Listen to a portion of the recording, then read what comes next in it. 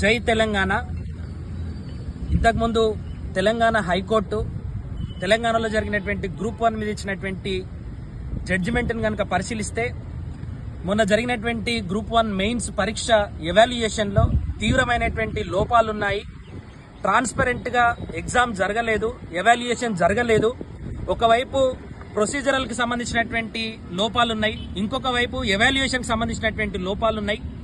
దాంతోపాటుగా examination సెంటర్లను allocate చేయడంలో తీవ్రమైనటువంటి బయాస్డ్గా అలకేట్ చేసిరు.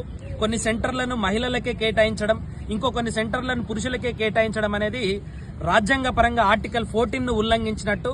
దాంతోపాటుగా ఏ ఎగ్జామ్కు జరిగినటువంటి ఈ విచిత్ర పరిస్థితి ఈ ఎగ్జామ్కు జరిగిందనడం అన్అక్సెప్టబుల్ అని చెప్పేసి హైకోర్టు చెప్పింది. దాంతోపాటుగా తెలుగు మీడియం వాళ్ళు కేవలం 9.95% మంది మాత్రమే సెలెక్ట్ అవ్వడం, ఇది ఏ రకంగా చూసినా కూడా ఎవాల్యుయేషన్ ప్రక్రియలో లోపాలున్నాయని చెప్పేసి హైకోర్టు చెప్పింది.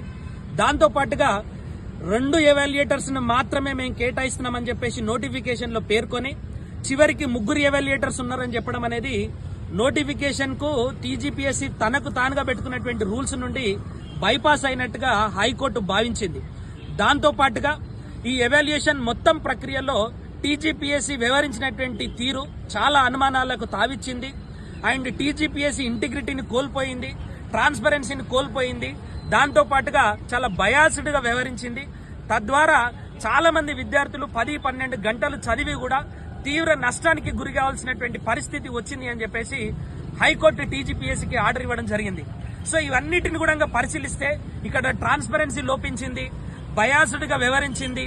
దాంతోపాటుగా ఎవాల్యుయేషన్ ప్రక్రియలో చాలా లోపాలున్నాయి, ఎగ్జామినేషన్ కండక్ట్ చేయడంలో లోపాలున్నాయని చెప్పేసి హైకోర్టు చెప్పింది. కాబట్టి జీవో నెంబర్ 29 రద్దు చేసి జీవో నెంబర్ 55 ఇంప్లిమెంట్ చేస్తూ మళ్లీ ప్రిలిమినరీ నుండి ఎగ్జామ్ కనుక జరిపితే ఒకవైపు సోషల్ జస్టిస్ జరుగుతుంది, రెండో వైపు ఈ ఎగ్జామ్ ప్రక్రియలో జాప్యం లేకుండా మళ్లీ కొత్తగా ఎగ్జామ్ రాసుకునేటటువంటి అవకాశం విద్యార్థులకు వస్తుంది.